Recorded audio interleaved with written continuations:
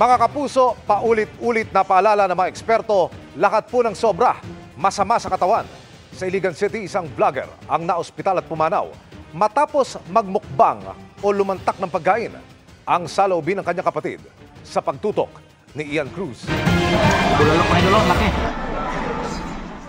Bagamat maraming paksang tinalakay, isang mukbang vlog ang huling nagawa ng taga-Iligan na si Dongs Apatan na may mahigit 400,000 followers sa Facebook. Kasama sa kanyang mga naging popular na video ang pagkain ng pinalambot na ulo ng baka.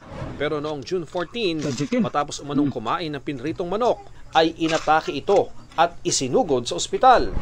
Pero pumanaw rin kinabukasan. Ang kapatid ni Dongs na si Leia, masama ang loob dahil ginawang katatawanan ang pagpanaw ng kanyang kapatid. Nagkalat din daw ang fake news. Pag-amin ni Leia, alam nilang may high blood ang kaniyang kuya pero hindi naman daw ito malakas kumain. Hindi lang pinopost pero hindi rin puro matatabang pagkain ang ginagawa niyang content. Sakit ka sa mong part. Kitungod ra pod sa mga content kaya gipanguha nga di mao nga info ba. Kay dagan kay comment nga si Mano lang daw kay deserve daw mamatay kay kuan kanang hangol og pagkaon pero dili content ra ba na niya di ba siya kusog yung kaon at first sa video pero di ba po na niya ginahurot ko kanang dili ba hangol or busaw si Manoy daghan po kasi siyang natabangan. Umaapila ngayon ng tulong si Leia para sa pag-aaral ng 3 anak na naulila ni Dongs.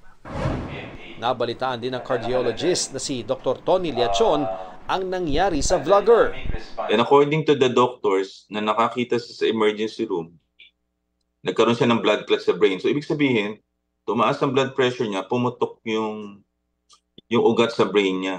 So ang kinamatay niya, hemorrhagic stroke. Posible anyang may kinalaman ng kinakain at kung gaano ito kadalas o karami na pwede ring mangyari sa iba. Maalat ang kinakain. Pangalawa, siyempre, ang pagkain niyan ay karne. Everyday mo gagawin yan. So magbabara yung ugat mo rin sa brain. So stroke pa rin ay kamamatay mo yan. And then the other one, pwede ka rin magka-heart attack. Paalala ni Doc, lahat ng sobra ay masama sa katawan. Kung kakain, dapat kalahati lang ng plato ang kaning kasing laki ng kamao at maliit na serving ng karne. Mas preferred natin ang fish and chicken over red meat. And then almost half of the plate gulay. Tapos prutas. At bagamat hindi hangad na mawala ng kabuhayan ang mga mukbang vloggers, nabanggit din ni Doc ang posibleng di rin magandang epekto ng ganitong uri ng vlog sa mga manonood kung maengganyo silang gumaya.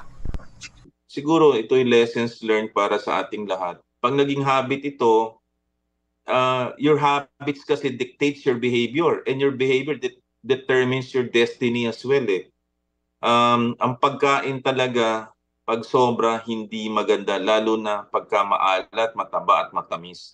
Sadyang marami nang nagmumukbang na mula sa salitang Korean para sa kain at broadcast. Pero ang laging panonood niyan ayon sa pag-aral, nauuwi sa eating disorder o internet addiction. Kaya ang social media platform na YouTube naghigpit na sa mga katulad na content o yung may kinalaman sa tinatawag na eating disorders. Para sa GMA Integrated News, Ian Cruz, nakatutok 24 oras.